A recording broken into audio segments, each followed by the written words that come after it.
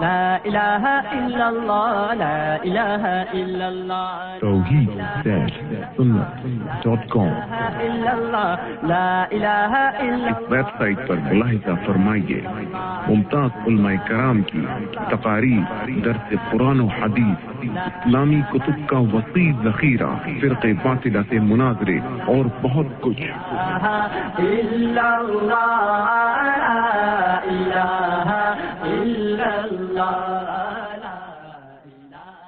تزودوا فإن خير الزاد التقوى واتقوني يا أولي الألباب ولا علم لنا إلا ما علمتنا إنك أنت العليم الحكيم سبحانك لا علم لنا إلا ما علمتنا إنك أنت العليم الحكيم سبحانك لا علم لنا إلا ما علمتنا إنك أنت العليم الحكيم۔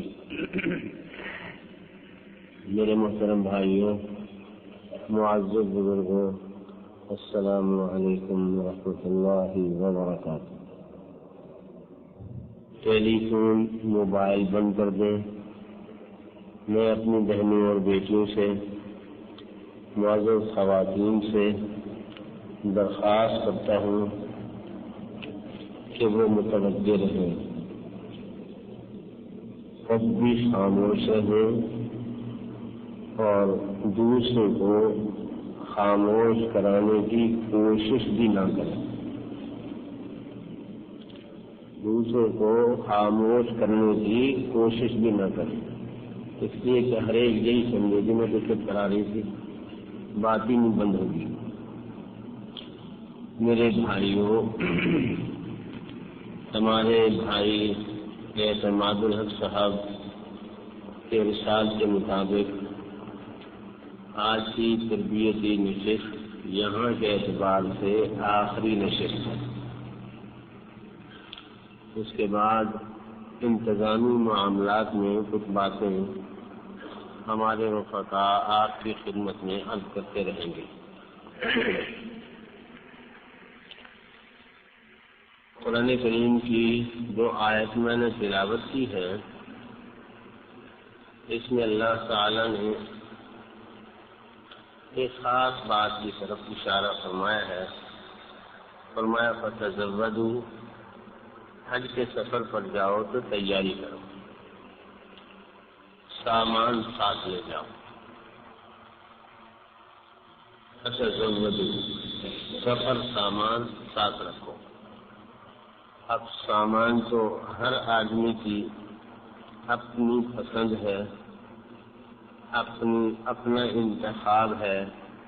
کوئی بہت سارے جوڑے رکھے گا، کوئی بہت سارے ڈالر رکھے گا، کوئی بہت ساری جوتیاں رکھے گا، کوئی بہت ساری ہدیے تحفے کی چیزیں رکھے گا۔ یہ آپ کا اپنا انتخاب ہے، لیکن اللہ تعالیٰ فرماتے ہیں فَإِنَّ خَيْرَ الزَّادِ التَّقْوَىٰ، سب سے بہترین سامان سفر تقویٰ ہے۔ تقویٰ ساتھ لے جاؤ۔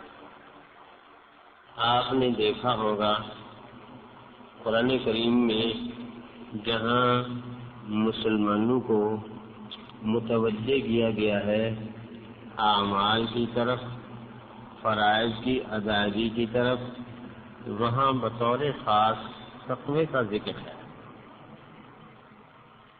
نکاح کا بیان آیا تو فرمایا فاتقوا اللہ، اللہ سے ڈرو۔ روزے کا ذکر آیا لعلکم تتقون، تاکہ تم ڈر جاؤ، تقوی حاصل کر لو۔ حج کا مسئلہ آیا تو فرمایا تقوی ساتھ لے جاؤ۔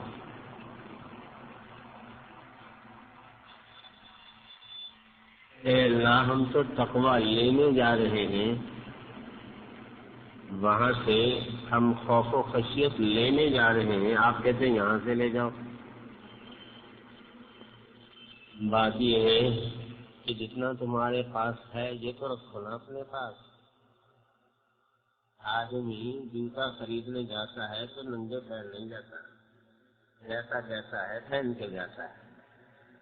کپڑا خریدنے جاتا ہے تو کپڑے اتار کے نہیں جاتا، جیسا کہتا ہے پہن کے جاتا ہے. اس کو رکھ کے نہ جاؤ، اس کو ساتھ لے جاؤ. اس کا یہ معنی نہیں ہے کہ ہم تقویٰ کرنے اختیار کرنے اور وصول کرنے جا رہے ہیں تو تمام شرافت کی حدیں پھلانگ کے چلے جائیں، چلو وہاں جا کر کے معافی مانگ لیں گے. نہیں، وہاں تمہیں معافی تب ملے گی، وہاں سے تقویٰ تمہیں تب ملے گا کہ ساتھ لے جاؤ. یہ ہمارے ہاں کہاوت مشہور ہے، پیسہ پیسے کو کھینچتا ہے. یہ تو سمجھ میں آ گئی نا مثال، ہر ایک کو آتی ہے، بچوں کو بھی آتی ہے، بڑوں کو بھی. پیسہ پیسے کو کھینچتا ہے، یاد رکھو تقویٰ تقوی کو کھینچتا ہے. اور یہ میں اپنی طرف سے نہیں کہہ رہا، اپنی طرف سے نہیں عرض کر رہا، آقا دو عالم صلی اللہ علیہ وسلم کی طرف سے کہہ رہا، اور علماء کی تحقیق کی روشنی میں اور تجربے کی روشنی میں کہہ رہا. دیکھو، ایک نیکی دوسری نیکی کا ذریعہ بنتی ہے، ایک گناہ دوسرے گناہ کا ذریعہ بنتا ہے. آپ دیکھ لیں، خدا نخواستہ کسی آدمی سے ایک دفعہ گناہ ہو جائے تو شیطان اب آ جاتا ہے، کہتے لو اب تو گناہ ہو گیا نا، یہ بھی کر لے، اکٹھی توبہ کر لینا، وہ کر لیا یہ بھی کر لینا توبہ. تو شیطان کا کام یہ ہے کہ ایک گناہ کروانے پہلے گناہ کرواتا ہے اور کہتے توبہ کر لینا. جب گناہ مسلسل کرتا ہے بیچارہ تو پھر آگے آ جاتا ہے، کہتا ہے اب تیری کہاں توبہ قبول ہونے کی، اتنے سارے تُونے گناہ کر لیے.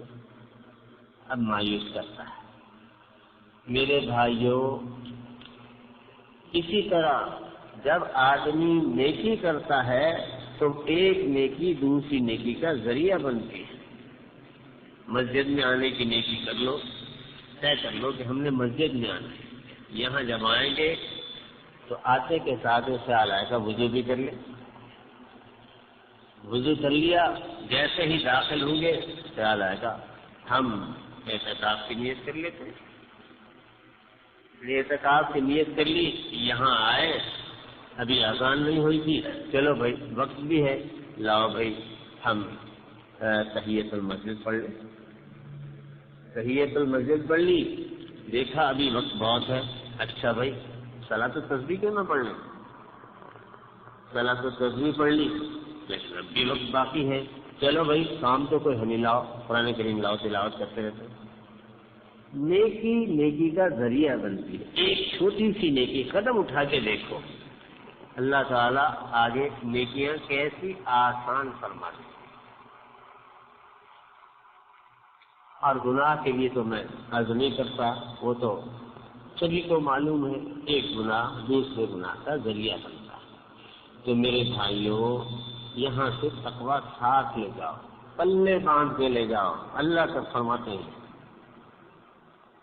تزودوا فإن خیر الزاد التقویٰ، سامان سفر لے جاؤ، بہترین سامان سفر تقویٰ ہے. اللہ کا خوف تمہارے ساتھ رہنا چاہیے، اللہ سے خوف ہر مقام پہ. دیکھو بھائی، میرا بھائی مجھ سے ناراض نہ ہو جائے، مجھ سے کوئی ایسی بات نہ ہو جائے کہ یہ اس کی دل شکنی ہو جائے، کسی کا حق میری طرف نہ رہ جائے، کسی کو میری بات بری نہ لگ جائے.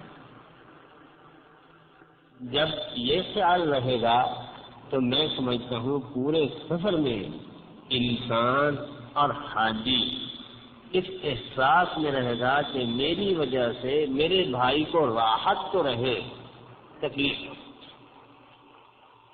جب آدمی اس انداز سے سفر کرے گا کہ لگا چلو اللہ نے مجھے طاقت دی ہے، میرا یہ بھائی کمزور ہے، اس کا سامان میں اٹھا لیتا ہوں. اللہ تعالیٰ نے مجھے صحت عطا فرمائی ہے، کوئی بات نہیں، میں کھڑا رہ سکتا ہوں، کچھ چیز کو دے دوں. لائن لگے ہوئے ہیں سامان کلیئر کروانے کی، چلو یہ بوڑھے ہیں آپ آگے آ جائیں.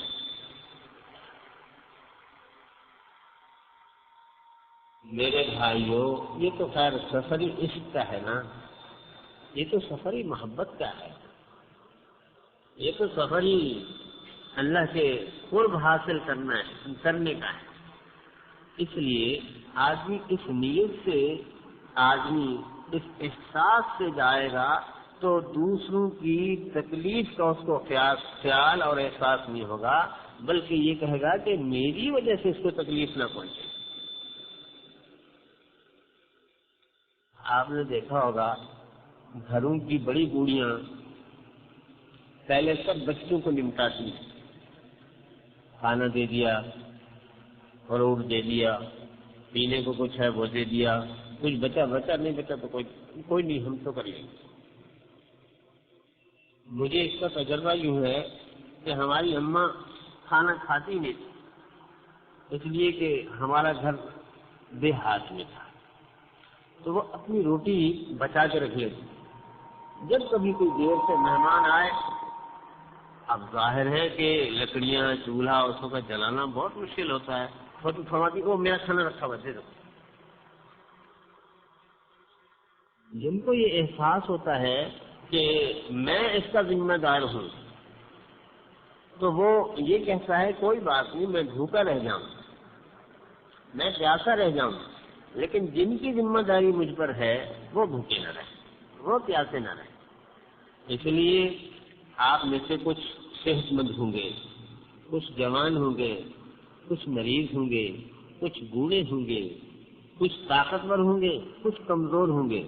ان میں طاقتوروں سے کہتا ہوں، ان صحت مندوں سے کہتا ہوں، اللہ تعالیٰ نے آپ کو صحت اسی لیے دی ہے کہ بیماروں کا خیال رکھو، اللہ نے آپ کو قوت اسی لیے دی ہے کہ کمزوروں کا خیال رکھو، اللہ تعالیٰ نے آپ کو جوانی اسی لیے دی ہے کہ بوڑھوں کا خیال رکھو۔ من لم یوقر کبیرنا ولم یرحم صغیرنا فلیس منا، جو ہمارے بڑوں کی توقیر اور عزت نہیں کرتا، چھوٹوں پر شفقت نہیں کرتا، وہ ہماری برادری کا نہیں ہے۔ یہ آقا عالم صلی اللہ علیہ وسلم فرماتے ہیں ہماری برادری کا نہیں ہے۔ تو حضور کی برادری میں شامل ہونا ہے تو یہ کام کرنا پڑے گا۔ بھائی حج کرنے اس لیے جا رہے ہیں نا تاکہ حضور کی برادری میں شامل ہو جائیں۔ میں یہ نہیں کہتا کہ وہاں تنگی ہوگی، ترشی ہوگی، وہاں وافر مقدار میں آپ کی راحتوں کا انتظام ہوگا، وافر مقدار میں، سفر میں بھی، راستوں میں بھی، جہاں ٹھہرے وہاں بھی، لیکن آپ کو یہ احساس ہونا چاہیے مجھے راحتیں نہیں چاہیے، مجھے راحتیں نہیں چاہیے۔ عاشق کبھی راحتیں نہیں مانگتا، معشوق کی تلاش میں جائے تو کبھی راحتیں نہیں مانگتا، اور اگر کوئی راحتیں مانگتا ہے تو اس کو کہتے ہیں جا میاں کہ سوچے میں گھسائی کیوں تھا۔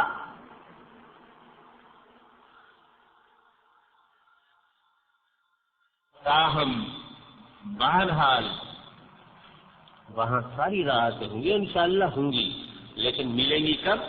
جب ہمیں طلب نہیں ہوگی۔ سائے کو دیکھا آپ نے؟ سائے کے پیچھے دوڑو کبھی پکڑائی نہیں دے گا آپ۔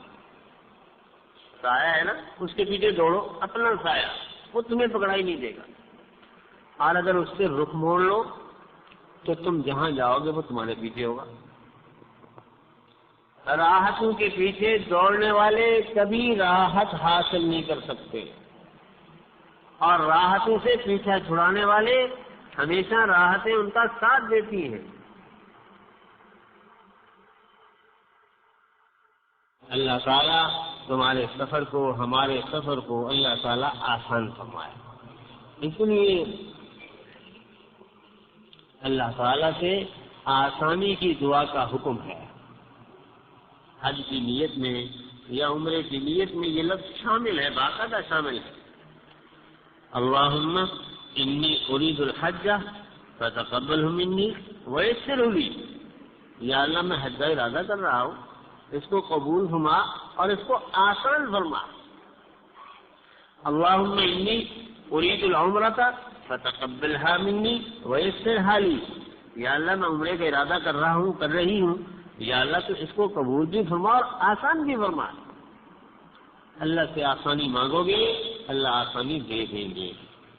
لیکن ذہناً ہم تیار رہیں، ہم تیار رہیں کہ ہر چیز کے لیے تیار ہیں۔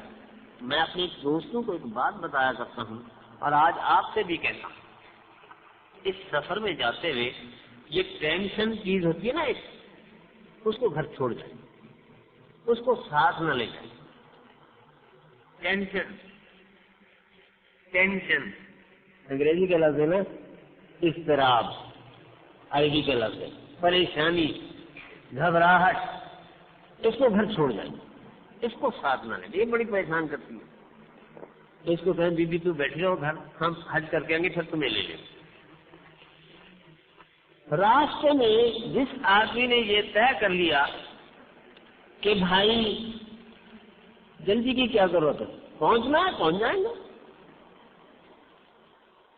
اب دیر ہو رہی ہے، اب صاحب ٹینشن صاحب آ گئی، ٹینشن صاحب آ گئی، یہ کیا کر رہے ہیں یہ لوگ، اتنا دیر ہو گئی، لائن میں کھڑے میں تھک گئے، بڑے بدتمیز ہے، کوئی انتظام نہیں۔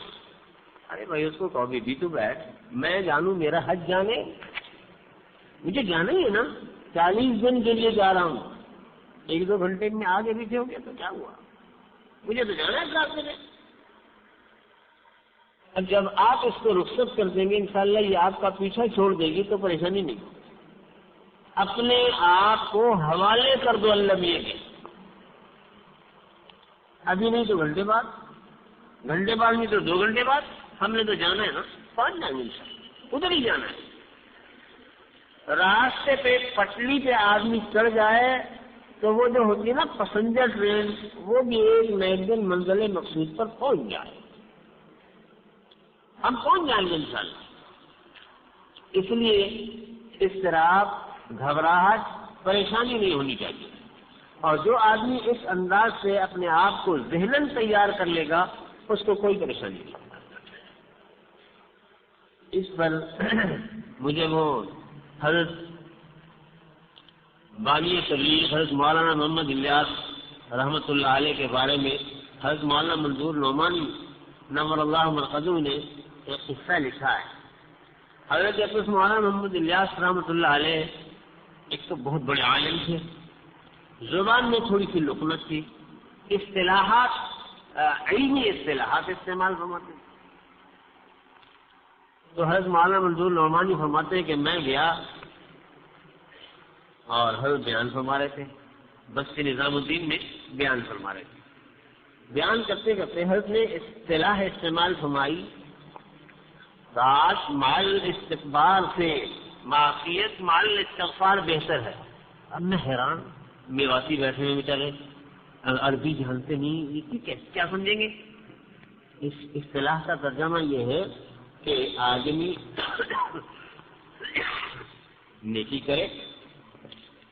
کرے اور تکبر، جی میں بڑا نیک آدمی ہوں، جی میں بڑا نمازی ہوں، میں بڑا حاجی ہوں، میں بڑا فلاں ہوں، نیکی بھی کرے اور تکبر بھی کرے۔ اس تکبر کے ساتھ والی نیکی سے وہ گناہ اچھا ہے کہ گناہ کرنے کے بعد ندامت تو آ جائے، یا اللہ مجھ سے چوک ہو گئی، مجھے معاف فرما دے۔ حضرت مولانا منظور نعمانی صاحب فرماتے ہیں یہ میں نے ان کی اصطلاح سنی، میں نے کہا ذرا دیکھو تو صحیح، مجموعے میں سے کس سے پوچھوں تو صحیح، تمہیں سمجھ بھی آ رہا ہے کہ نہیں؟ فرماتے میں وہاں سے اٹھا، ممبر سے اٹھا، آخر کی طرف دیکھا، ایک بولا بھالا ایک لیواتی بیٹھا رہا۔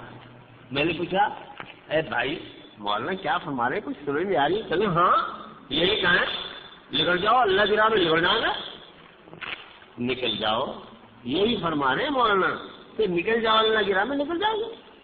اس کو اس سے بحث ہی نہیں کہ مولانا کیا فرما رہے ہیں، اس کو اس سے بحث ہے کہ مولانا یہ فرما رہے ہیں اللہ کی راہ میں نکل جاؤ۔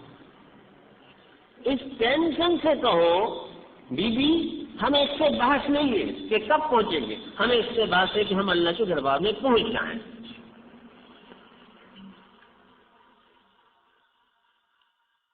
انشاءاللہ ایسے پہنچیں گے کہ جیسے دلہن پہنچتی ہے، ایسے پہنچیں گے جیسے معزز مہمان پہنچتا ہے، لیکن ذہنی طور پر اپنے آپ کو تیار۔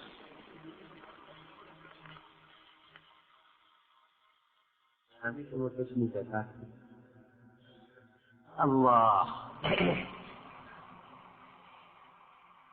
تو ایک بات تو میری یہ ذہن میں محفوظ سنبھالیں، سفر کی ساری فلسفیں دور ہو جائیں. اس کو ذہن میں باندھے، بٹھا دے، پلے باندھے. اللہ تعالیٰ عافیت سے لے جائے. دوسری بات جو مجھے عرض کرنی ہے کہ دیکھو، اگر جانا ہے نا، جانے سے پہلے تمام اہل حقوق سے حقوق معاف کروا لیں. جب بھی جانا ہو، اب دیکھو ہم دنیا میں رہتے ہیں، اس دنیا میں رہتے ہیں، اس کی مثال ایسے ہیں جیسے بہرحال آندھی چل رہی ہو، مٹی اڑ رہی ہو، اور آدمی جا رہا ہو تو ظاہر ہے کہ وہ مٹی ناک میں بھی آئے گی، کان میں بھی جائے گی، آنکھوں میں بھی جائے گی، کپڑوں کو بھی لگے گی، آدمی متاثر ہوگا. ہم اس دنیا کی اس فضا میں ہیں، ماحول میں ہیں، یہاں گناہوں کی آندھی چل رہی ہے، نافرمانی کی آندھی چل رہی ہے. بہرحال ہم اس سے متاثر ہوتے ہیں. خاندانوں میں کبھی اونچ نیچ ہو جاتی ہے، کبھی بڑے چھوٹوں میں اونچ نیچ ہو جاتی ہے. ان سے بھائی معاف کروا لو. خدا نہ خواستہ کسی کا حق دبایا ہوا ہے، بھائی وہ حق بھی دے دو. اس لیے کہ یہ حق لے کر کے جائیں گے تو اللہ تعالیٰ کے یہاں حج قبول نہیں ہوگا. حضرت صلی اللہ علیہ وسلم فرماتے ہیں کہ ایک آدمی جب لبیک کہتا ہے، حضرت صلی اللہ علیہ وسلم فرماتے ہیں کہ اس کے دائیں اور بائیں کی زمین، مٹی، درخت، پودے سب لبیک ہے. آگے صرف یہاں قریب سے نہیں، پھر اس کے بعد والے، پھر اس کے بعد پوری زمین تک یہ آواز جاتی ہے اور فرشتے کہتے ہیں لبیک، اور وہ بھی کہتے ہیں جی ہم بھی تمہارے ساتھ ہیں. ایک روایت میں آتا ہے کہ حضرت موسیٰ علیہ الصلوۃ والسلام جب کہتے تھے لبیک اللہم لبیک، تو اللہ فرماتے ہیں لبیک یا موسیٰ، موسیٰ تو مجھے پکار رہا ہے تو میں بھی حاضر ہوں. بول کیا بولتا ہے. اور اگر کوئی آدمی نیک، پاک اور صاف ستھرا ہو، صاف ستھری کمائی کے ساتھ لبیک کہے تو وہ کہتا ہے لبیک. اللہ کی جانب سے آواز آتا ہے لبیک و سعدیک، جی ہم بھی حاضر ہیں. تیرا مال حلال، تیرا لباس حلال، اور تو ہر چیز سے پاک اور صاف ہے، تیرا حج قبول ہے، تجھ پر کوئی گناہ نہیں، کوئی بوجھ نہیں. اور اس کے بالمقابل اگر خدا نہ خواستہ مال میں آمیزش ہے حرام کی یا اور کوئی، تو اللہ تعالیٰ کی جانب سے آواز آتی ہے نہ، وہ کہتا ہے لبیک، آواز آتی ہے لا لبیک، قبول نہیں ہے.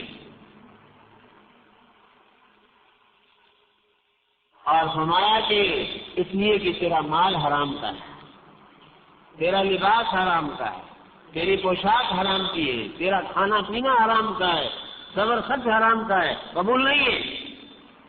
یہ بات دوسری ہے کہ اگر کوئی آدمی ایسے مشکوک مال سے حج کر لے تو کہا نے لکھا ہے کہ حج فرض تو ادا ہو جائے گا، لیکن وہ جو ایک اللہ کے ہاں قرب ہے، وہ جو ایک ثواب ہے، وہ فضیلت ہے، وہ فضیلت اسے میسر نہیں آئے. عبد الحمید ابن محمود ایک صحابی ہے، وہ فرماتے ہیں میں دفعہ حضرت عبداللہ ابن عباس رضی اللہ تعالی عنہ کی خدمت میں بیٹھا تھا. کچھ لوگ آ گئے، آن کے کہنے لگے حضرت ہم اپنے علاقے سے چلے، ہماری جماعت تھی حاجیوں کی، اور وہاں سے چلے، اور یہاں جب قریب پہنچے، مکہ مکرمہ کے قریب پہنچے تو ہمارا ایک ساتھی بیمار ہو گیا اور اس کی بیماری بڑھی، وہ بیچارہ مر گیا. ہم نے چاہا کہ اس کی تدفین کرے، غسل دیا، کفن پہنایا اور قبر کھودی. قبر کھود کے فارغ ہوئے، دیکھا تو اس میں ایک بڑا سا کالا سانپ بیٹھا ہوا ہے. ہم نے کہا چھوڑ دو یہ جگہ، پھر دوسری جگہ کھودی، وہاں دیکھا، کھود کے فارغ ہوئے، قریب تھا کہ مردے کو وہاں لٹا دیں، کہ دیکھا پھر وہ سانپ بالکل اسی طرح کا سانپ وہاں بیٹھا ہوا ہے۔ اب ہم نے اس جگہ چھوڑ دی، وہ جگہ بھی بند کر دی، ہم آئے آپ کے پاس کہ ہم اس مردے کی تدفین کیسے کریں؟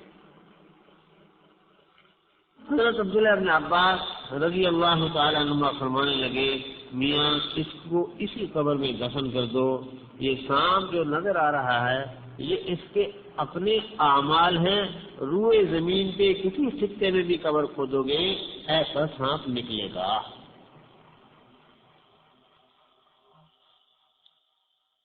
علامہ جلال الدین سیوطی نے یہ روایت شرح الصدور میں نقل فرمائی ہے، ابن ابی الدنیا نے نقل فرمائی ہے، امام بیہقی نے نقل فرمائی ہے۔ چنانچہ ان لوگوں نے اس کو ویسے ہی وہاں دفن کر دیا، اسی قبر میں مٹی ڈالی، حج کیا کر کے واپس چلے گئے۔ تجسس پیدا ہوا کہ آدمی تو بڑا صالح تھا، لیکن قصہ کیا ہوا؟ گھر جا کر کے اس کی بیوی سے ملے، پردے کے پیچھے ہی ملے ہوں گے کہ بیوی آپ کے شوہر کا انتقال ہو گیا، لیکن ایک عجیب قصہ ہوا، آپ سے ہم اس سلسلے میں ذرا رہنمائی لینا چاہتے ہیں، آپ ہماری ذرا کچھ مدد فرمائیں۔ پوچھا کیا ہوا ہے؟ بتا دیا کہ یہ بتائیں کہ اس کا کیا عمل تھا ایسا؟ فرمانے لگی ویسے تو بہت اچھے آدمی تھے، صدقہ خیرات بھی کرتے تھے اور نماز بھی پڑھتے تھے، ٹھیک آدمی تھے، اب ظاہر تمہارے ساتھ حج پہ جا رہے تھے، اتنا اچھے آدمی تھے۔ پھر بس اتنی سی بات ہے، وہ تھے ذرا اناج کے تاجر تھے، جب کبھی ان کو گھر کے روزمرہ کے اخراجات کی ضرورت ہوتی تو گندم کی بوری کھولتے، اس میں سے روزمرہ کی ضرورت کی گندم نکال کے اور وہ مٹی اور وہ کچھ جو اور کچھ وہ دوسری چیزیں ان میں ڈال کر کے وزن برابر کر، بس اتنی سی بات۔ آپ اندازہ لگائیں کہ دیکھو اللہ کی مخلوق کو نقصان پہنچانے، ملاوٹ کرنے اور دوسروں کے حقوق ضائع کرنے پر کتنا بڑا وبال ہے، کتنا بڑا وبال ہے۔ ایک آدمی ویسے دیندار بھی ہے، نماز روزے کا بھی پابند ہے اور سب کچھ حج بھی کرنے جا رہا ہے، لیکن یہ چیز اس کے پاس موجود ہے تو اس پر کتنا بڑا عذاب۔ میرے بھائیوں، اپنا معاملہ صاف کر کے جاؤ، اللہ تعالیٰ کے ہاں صاف کر کے جاؤ۔ اگر کسی نے آپ کو ایذا پہنچائی، مثال کے طور پر، آپ نے تو نہیں پہنچائی، اپنے طور پر اگر ہے تو معافی تلافی کر لو، اگر کسی نے آپ کو ایذا پہنچائی ہے تو بھائی اس کو بھی معاف کر کے جاؤ، اس کو بھی معاف کر کے جاؤ۔ کیوں؟ اس لیے کہ ہم اللہ تعالیٰ سے معافی مانگنے جا رہے ہیں۔ وہ مشہور قصہ ہے، قرآن کریم میں ہے، صحیح بخاری میں بھی ہے، حضرت عائشہ رضی اللہ تعالیٰ عنہ پر تہمت لگائی تھی منافقین نے، خیر لمبا قصہ ہے۔ اور جب میرے بھائیوں فضا اس طرح کی اٹھتی ہے، آوازیں ہوتی ہیں تو لوگ متاثر بھی ہو جاتے ہیں اور اچھے اچھے بھی متاثر ہو جاتے ہیں، وہ لا علمی کی بنا پر، اخلاص کی بنا پر متاثر ہوتے ہیں۔ یہ بات دوسری ہے کہ اس طرح کے فتنے برپا کرنے والے وہ منافق ہوتے ہیں یا اندر سے ان کا دل کالا ہوتا ہے۔ بہرحال اس سے حضرت مصطح رضی اللہ تعالی عنہ جو مخلص صحابی تھے اور حضرت صدیق اکبر کے رشتے کے بھانجے تھے، وہ بھی متاثر ہو گئے۔ جب اما عائشہ صدیقہ رضی اللہ تعالی عنہ کی اللہ تعالیٰ نے برات نازل فرمائی سورہ نور میں، تو حضرت صدیق اکبر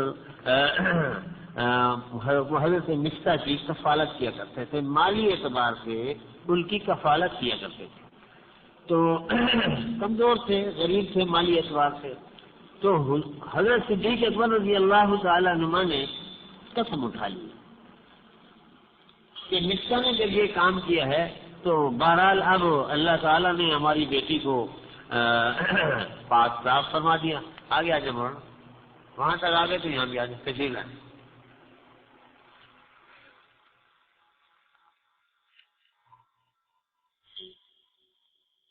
یہ ہمارے بہت بڑے بزرگ ہیں جامعہ علوم اسلامیہ میں استاد بھی ہیں مولانا مفتی عبدالرؤف صاحب، یہ اس سال ہمارے ساتھ ہوں گے، انشاءاللہ ہماری رہنمائی کرتے رہیں گے۔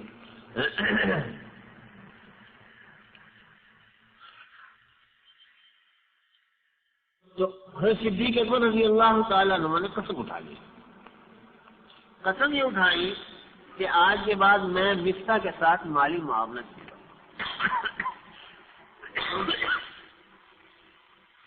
کیوں کہ یہ بھی منافقین کے ساتھ صدیقہ کائنات رضی اللہ تعالیٰ عنہ کے خلاف اس اتحام کے طوفان میں یہ بھی شامل ہو گئے، باتیں کرنے لگے تھے۔ تو جناب انہوں نے قسم اٹھائی، اگلے دن یہ آیت نازل ہو گئی کہ اچھا تم اس کو معاف نہیں کرو گے تو کیا خیال ہے کہ اللہ تمہیں بھی معاف نہ کرے؟ الا تحبون ان یغفر اللہ لکم، ارے تم معاف نہیں کرو گے تو اللہ سے پھر تم معافی کی کیوں توقع رکھتے ہو؟ تم معاف کرو گے تو اللہ تمہیں معاف کرے گا، اور تم معاف نہیں کرو گے تو پھر اللہ سے کیوں توقع رکھتے ہو؟ میرے بھائیوں یہاں سے جاؤ تو بھائی پوری معافی تلافی کر کے جاؤ، دل جو ہے نا صاف ہونا چاہیے۔ قرآن کریم میں ہے مسلمانوں کو اللہ تعالیٰ نے دعا سکھلائی ہے، ربنا اغفر لنا ولاخواننا الذین سبقونا بالایمان ولا تجعل فی قلوبنا غلا للذین آمنوا ربنا انک رؤوف رحیم۔ یا اللہ ہماری مغفرت فرما۔ میں ساتھیوں سے عرض کیا کرتا ہوں کہ اللہ تعالیٰ نے پہلا لفظ فرمایا کہ تم یوں کہو ربنا اغفر لنا، اس لیے کہ ہم ایسے تقدس معاب ہیں بشمول میرے کہ نہیں جی ہم تو کچھ کرتے نہیں، ہم تو بڑی شریف لوگ ہیں، ہم نے کوئی گناہ کیا ہی نہیں۔ اللہ فرماتے ہیں مجرم جانو اپنے آپ کو، مجرم سمجھو، معافی مانگو مجھ سے، استغفار کرو، ربنا اغفر لنا، پہلے اپنے آپ کو پیش کرو، یا اللہ معاف فرما دے، ہم مجرم ہیں، مجرم تصور تو کرو۔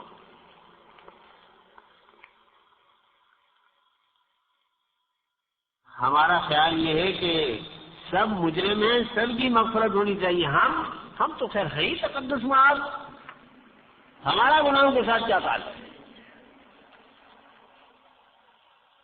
اس لیے کہ ہم جس دلدل میں پھنسے ہوئے ہیں ہم اس کو جرم ہی نہیں سمجھتے۔ جھوٹ بولنے والا اس کو گناہ ہی نہیں سمجھتا، گناہ سمجھتا ہو تو توبہ نہ کر لیتا۔ داڑھی کاٹنے والا اس کو گناہ ہی نہیں سمجھتا ورنہ داڑھی نہ رکھ لیتا، داڑھی مونڈنے والا اس کبیرہ گناہ کو گناہ ہی نہیں سمجھتا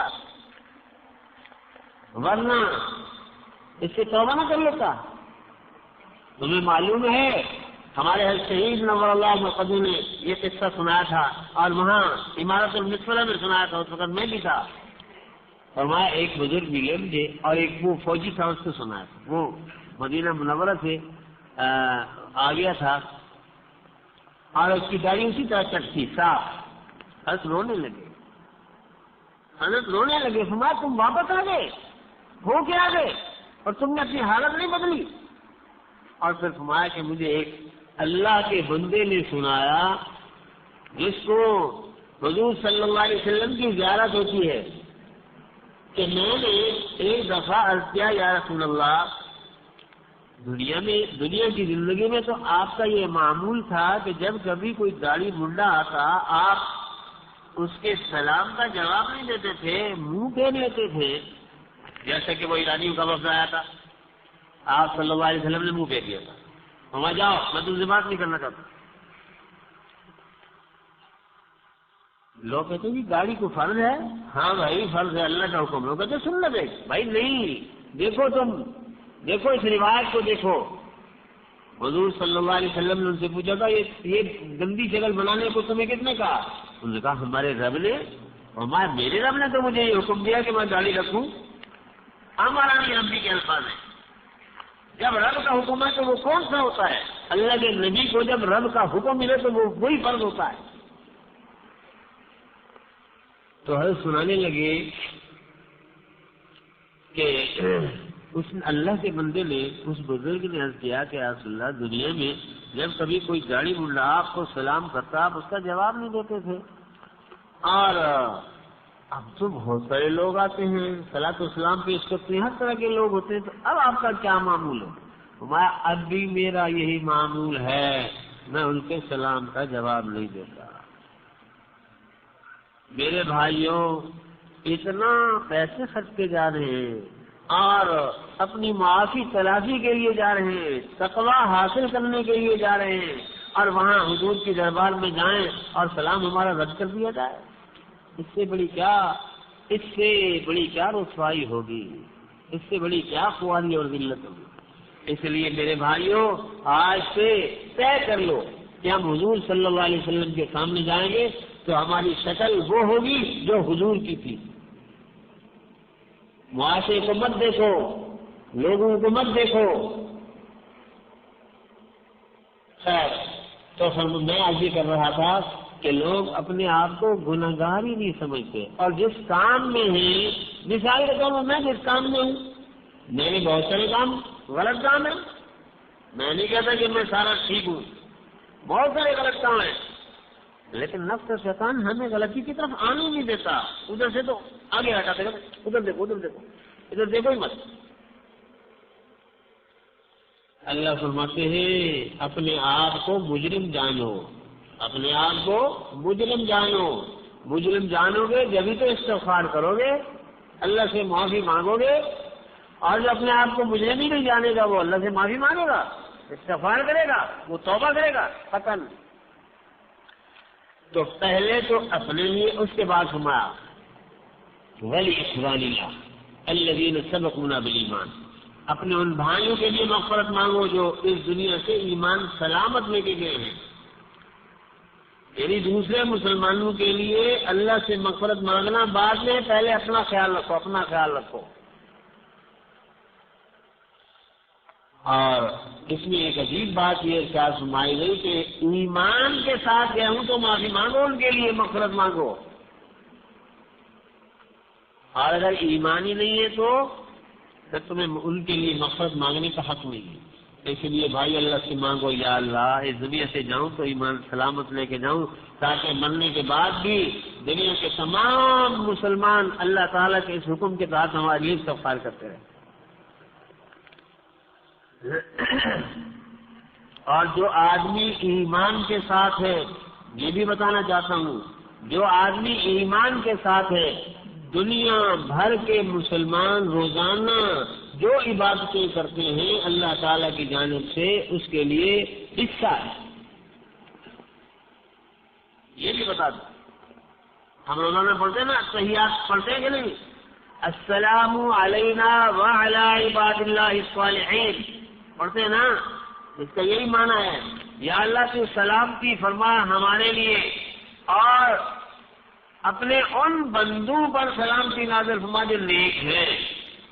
ایمان اور سلام موجود ہے تو عرب کا مسلمان نماز پڑھے ہمارے لیے حصہ آ رہا ہے، عجم کا مسلمان نماز پڑھے ہمارا حصہ آ رہا ہے اس کی نماز میں سے، افریقہ کا پڑھے، امریکہ کا پڑھے، ایشیا کا پڑھے، یورپ کا پڑھے، ہمارا حصہ آ رہا ہے۔ تو معلوم یہ ہوا اللہ فرماتے ہیں تم ذرا سالے تو بن کے دکھاؤ، دنیا جہان سے تمہیں ہم تمہارا جو ہے نا حصہ دیں گے، رائلٹی دیں گے، رائلٹی ایمان کی تلاشی رائلٹی ہے۔ دیکھو یہ رائلٹی کیوں ملتی ہے، دیکھا آپ نے کبھی اس پر غور کیا؟ رائلٹی اس پر ملتی ہے کہ ایک آدمی نے ایک کام کیا، ایک نام منتخب کیا، اس پر محنت کی ہے، اس محنت پر اب دیکھا لوگوں نے کہ بھائی یہ تو بہت اونچا کام ہے، اب وہ کہتے ہیں فرنچائز کر لو میرے ساتھ، تم یہ نام استعمال کرنے دو، ہم تمہیں اتنا فیصد دیں گے۔ صلاح و تقویٰ پر اس آدمی نے محنت کی، اللہ فرماتے ہیں کائنات سے رائلٹی پہنچاؤں گا، دنیا بھر سے رائلٹی آئے گی۔ تم ذرا نیک تو بن کے دیکھو، اللہ نے کتنا نوازتے ہیں، مزے آ جائیں۔ تو خیر میں اب یہ کر رہا تھا، آگے فرمایا وَلَا تَجْعَلْ فِي قُلُوبِنَا غِلًّا لِلَّذِينَ آمَنُوا غِلًّا لِلَّذِينَ آمَنُوا، یا اللہ ہمارے سینوں میں اہل ایمان کے بارے میں ذرا بھر کوئی میل نہیں ہونی چاہیے۔ تو میں یہ عرض کرتا ہوں حج کے لیے جاؤ تو یہ میل کچیل نکال کے باہر پھینک جاؤ، صاف ستھرے ہو کے جاؤ، اور برتن صاف ستھرا ہو، اس میں دودھ ڈالیں گے تو لطف ہوگا، اس میں شربت ڈالیں گے تو لطف ہوگا، اس کا اپنا اصلی ذائقہ معلوم ہوگا۔ اور برتن کے اندر دہی لگا ہوا ہے، آپ نے دودھ ڈال دیا تو دودھ رہے گا؟ دودھ دہی بن جائے گا۔ برتن میں نمک لگا ہوا ہے، آپ نے جناب والا کوئی اور چیز ڈال دی میٹھی تو وہ چیز نہ میٹھی ہے نہ نمکین ہے، ایسے ذائقہ ہی خراب ہو جائے گا۔ اپنے اس برتن کو صاف کر دو، صاف۔ جو جاؤ گے وہاں سے تقوی کا ذائقہ آئے گا، مٹھاس آئے گی، لطف آئے گا، پتہ چلے گا کہ ہم کچھ لائے ہیں۔ آئے گندگی بھر کے لے گئے، وہاں سے جو کچھ ملے گا وہ بچی کو مربع ہوگا، کچھ بھی پتہ نہیں چلتا۔ یہی وجہ ہے لوگ کہتے ہیں یار ہمیں تو کوئی فائدہ نہیں، کوئی خاص تبدیلی نظر نہیں آئی۔ کیوں نظر آئے گی؟ کیوں نظر آئے گی بھائی؟ اس لیے کہ پہلے اس کے اندر پہلے موجود ہے، ملغوبہ موجود ہے، کچھ اور ڈال دیا تو پتہ نہیں کیا بن گیا، اس کو ہم کوئی نام ہی نہیں دے سکتے۔ ایمان، تقویٰ، اس کا ذائقہ، اس کی رنگت، اس کے اثرات سب ہوں گے جب اپنے دل کے برتن کو صاف ستھرا خالی کر کے لے جاؤ۔ یا اللہ بھر دے، بھرنا ہے بھر دے۔ ابھی خیر بات بہت لمبی ہو رہی ہے، کونے پر ختم کرنا اور کونے کا ختم بھی کرنا میں نے۔ تو میں یہ کر رہا تھا راحتوں کے طالب بن کے جائیں نہ جائیں، اللہ راحتیں خود دے، اور جو راحتوں کا طالب بن جائے گا تو ظاہر ہے کہ اس کا اپنا ایک معیار ہے، ہر آدمی کا اپنا ایک معیار ہے۔ ایک ارب پتی ہے، ایک کروڑ پتی ہے، ایک کھرب پتی ہے، اور ایک جو ہے نا چھوٹے گھر میں رہنے والا ہے، بڑے گھر میں رہنے والا ہے۔ اب آدمی اپنے ذہن میں ایک معیار بٹھا لے کہ مجھے اس معیار کی سہولت ملنی چاہیے۔ ان بیچارے خدام کو کیا پتا، حج گروپ والوں کو کیا پتا کہ تم کس معیار کی سہولت کے متمنی ہو بھائی؟ نہیں پوری ہو سکتی، بالکل پوری نہیں ہو سکتی۔ اس لیے اپنا کوئی معیار نہیں، اپنا کوئی معیار نہیں۔ ہم تو بھکاری ہیں، بھیگ لینے کے لیے جا رہے ہیں بھائی، اور بھیگ لینے جو جاتا ہے اس کا کوئی معیار نہیں ہوتا۔ بھکاری کا کوئی معیار نہیں، کوئی پیسہ بھی دیتا ہے لے لیتا ہے، چمنی اٹھنی میں دیتا ہے لے لیتا ہے، روپیہ دیتا ہے لے لیتا ہے، اور اس کو توقع تھی چمنی ملنے کی اور کسی نے 10 روپے دے دیے، کتنا کچھ ہوتا ہے بھائی۔ بھکاری بن کے جاؤ، ملیں گے انشاءاللہ، خوب ملے گی، راحتیں ملے گی۔ لیکن اگر نواب بن کے گئے اور وہاں بھکاری کا سلوک کیا گیا تو بڑی دل شکنی ہوگی، بڑی دل شکنی ہوگی، بڑا غصہ آئے گا۔ شیخ عبد القدوس گنگوئی نور اللہ مرکزہ کا قصہ ہمارے اکابر نے لکھا ہے۔ اپنے شیخ کے پاس گئے تھے اور ایک ذہن میں ایک معیار لے کے گئے تھے۔ بہرحال معیار مت لے کے جاؤ، وہ قصہ میں نہیں بیان کرتا، لمبا ہو جائے گا۔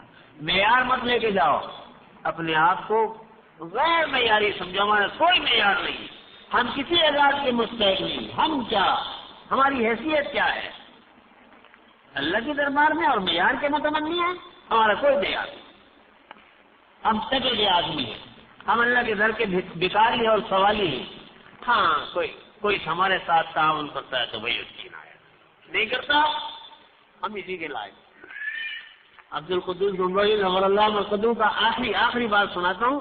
جب ہو گئی نا اصلاح، شیخ نے خادمہ سے کہا کہ دیکھو تم جب گزرو نا ان کے پاس سے اور تمہارے سر پر وہ ٹوکرا ہو گندگی کا تو جان کے گر جانا،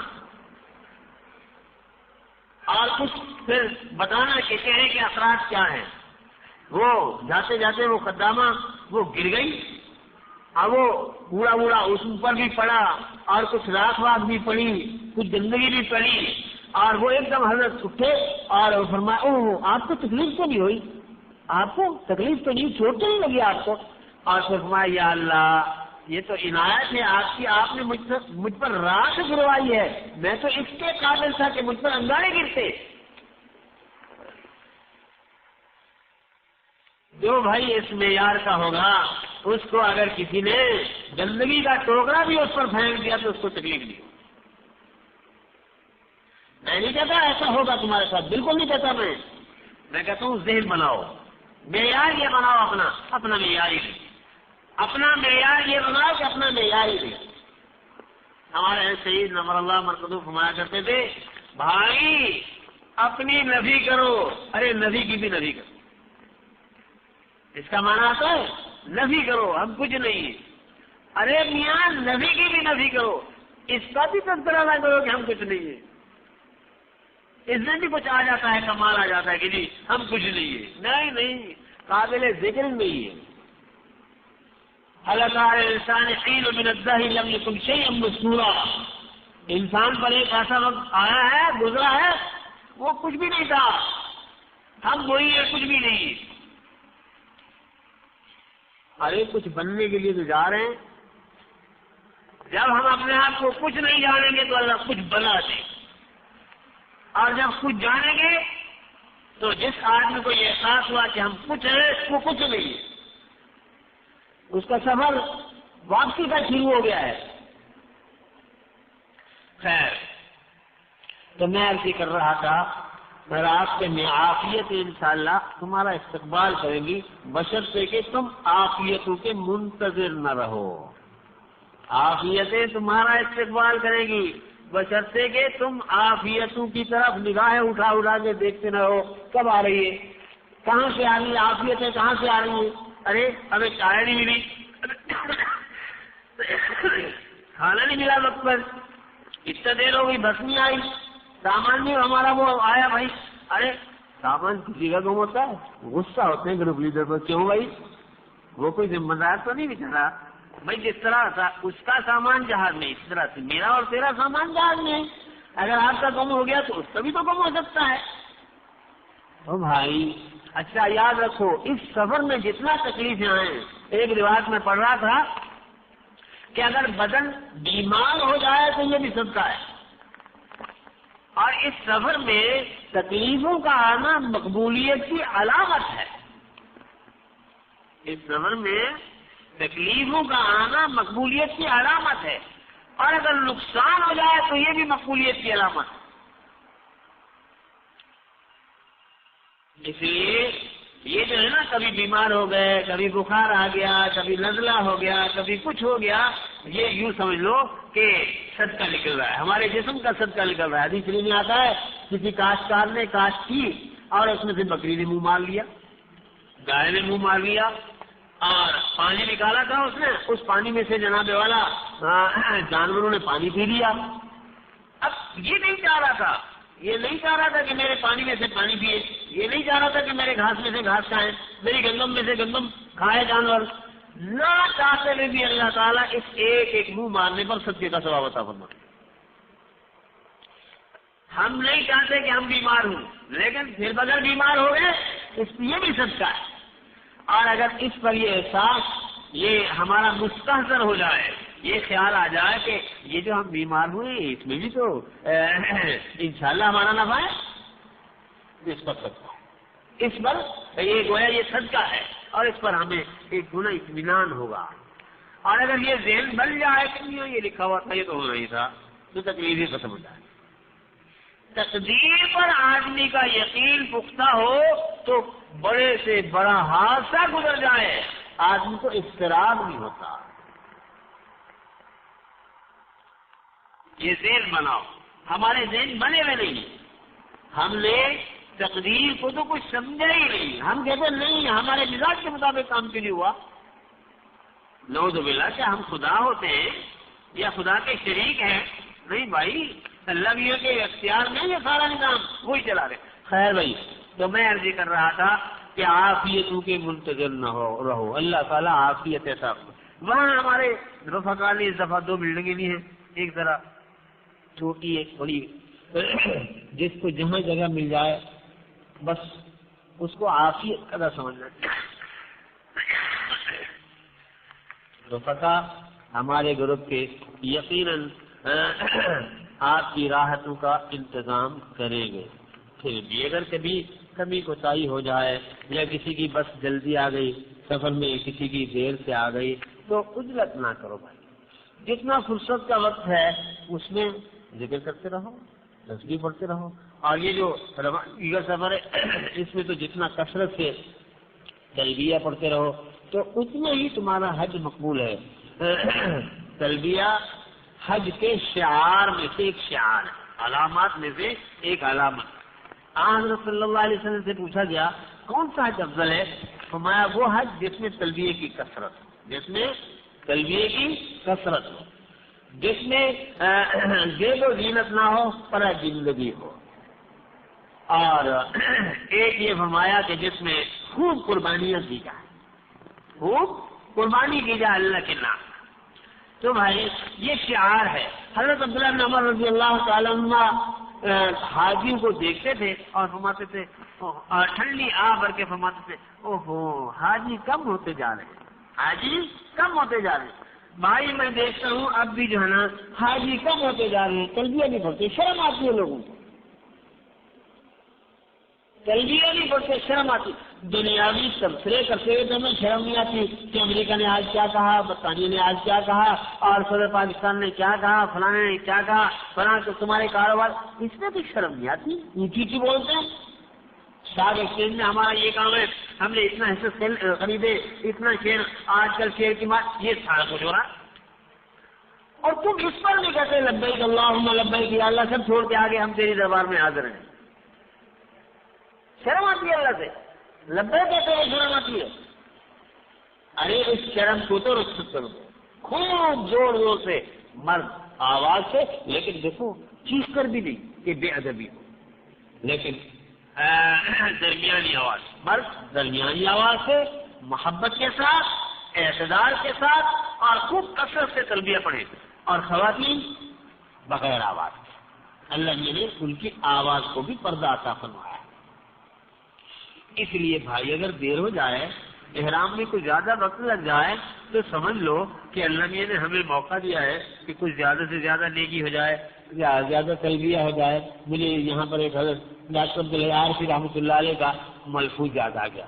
فرمانے لگے ایک جگہ میں گیا، مولوی صاحب نے نماز پڑھائی، بھول انسان ہے بھول گیا، انہوں نے سجدہ صاحب کر لیا، سجدہ صاحب کر لیا. تو جیسے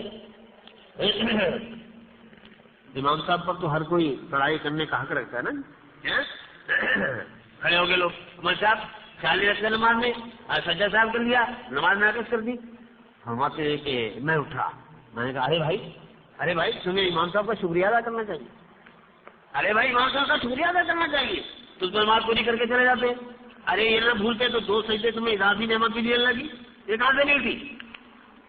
اور جب آدمی سجدے میں جاتا ہے اللہ سے سب سے قریب ہوتا ہے تو تمہیں سے اس کا شکریہ ادا کرنا. ارے بھائی اگر تاخیر ہو جائے روانگی میں یا کچھ کسی کام میں دیر ہو رہی ہو اور اس وقت آپ دیکھیں اللہ نے اس وقت یہی کام میرے لیے لکھا ہے، نکالو تصویر اور تصدیق شروع کر دو، استغفار شروع کر دو، دل شروع کر دو، تیسرا کلمہ شروع کر دو. ارے تصویر نہیں ہے تو لبیک پڑھتے رہو، اللہ سے دعائیں مانگتے رہو اور کہو کہ اللہ نے ایک اور تھوڑا سا وقت دے دیا ہے، عافیت کا اور فرصت کا یہ لمحہ دے دیا ہے. اور ہم تو آئے بھی اس لیے بھکاری ہیں، بھیک مانگنے کے لیے آئے ہیں. اور انشاءاللہ دیکھو تمہارا وقت بھی اچھا گزر جائے گا اور وہ جو شیطان تمہیں پریشان کرتا ہے وہ پریشانی سے بھی جان چھوڑ جائے گی. تو میرے بھائیوں وہاں کھانے کا بھی نظم ہوگا انشاءاللہ اور رہنے کا بھی ٹھیک نظام ہوگا. ایک بات ایک مسئلہ آج مجھے ضرور عرض کرنا ہے، آپ کو چاہے دیر بھی ہو جائے، وہ یہ ہے بڑا اہم مسئلہ ہے. بعض خواتین یہاں سے جاتی ہیں تو وہ ناپاک ہوتی ہیں. ناپاکی کی حالت میں جب یہاں سے جاتی ہیں تو ان کو یہ خیال ہوتا ہے کہ اب ہم ناپاک ہیں تو ہم کیسے احرام باندھیں، تو وہ بغیر احرام کے چلی جاتی. بھائی ایسا نہیں کرنا. بغیر احرام کے جو خاتون میقات سے گزرے گی گناہگار بھی ہے اور اس پر ذنب بھی ہے. اس کا حکم یہ ہے کہ واپس آئے میقات پر آن کر کے احرام باندھ کر کے پھر جائے، پھر تو دم طاقت ہوگا ورنہ نہیں ہوگا۔ اس لیے جو خواتین ان دنوں میں حج پر جانے والی خواتین ان دنوں میں اگرچہ ناپاک بھی ہوں وہ احرام یہاں سے باندھ کے جائیں۔ ہاں یہ بات ہے کہ نوافل نماز نہیں پڑھے گی اور طواف نہیں کرے گی، وہاں جا کر کے اپنے گھر میں رہیں گی۔ اور اسی طرح وہ خواتین کہ یہاں سے مثال کے طور پر مجبوری کے اور معذوری کے دنوں میں تھی اور وہاں گئی، اور وہاں جانے کے بعد وہ اتفاق سے مثال کے طور پر ایک شکل ہے کہ وہ دوسرے دن اب وہاں سے مدینہ منورہ چلے گئے۔ اب مدینہ منورہ چلے گئے تو اب انہوں نے تو عمرہ کیا نہیں تو ان کا احرام نہیں کھلے گا بھائی۔ جب وہ پاک ہو جائے گی تو پاک ہو جانے کے بعد غسل تو کر لیں گی، غسل تو کر لیں گی، اور غسل کرنے کے بعد پاک صاف کپڑے پہن کر کے مسجد النبی میں بھی جایا کرے گی، لیکن احرام کے ساتھ رہے گی، احرام کے ساتھ رہے گی تا آ کے واپس آن کر کے اسی احرام کے ساتھ وہ عمرہ ادا کرے گی، پھر وہ احرام سے باہر آئے۔ اسی طرح وہ خواتین جو یہاں سے گئی ہیں ٹھیک ٹھاک تھی اور عمرہ بھی کر لیا انہوں نے اور پھر مدینہ منورہ چلی گئی، وہاں بھی رہی، اور جب واپس مدینہ منورہ سے آ رہے تھے اس وقت ان کو معذوری ہو گئی ہے، تو اس صورت میں جب میقات پر پہنچے گی وہ احرام باندھے گی۔ وہ خواتین بغیر احرام کے وہاں سے نہیں گزرے گی، احرام باندھے گی اور احرام کے ساتھ آئیں گی۔ ہاں جب پاک ہو جائے گی پھر وہ جناب نہا دھو کے پھر عمرہ کر کے پھر وہ احرام سے باہر آئیں گی۔ اس مسئلے کو خوب یاد رکھو، عام طور پر اس میں غلطی ہوتی ہے۔ اللہ تعالیٰ ہم سب کو کیسے عمل کرنے کی توفیق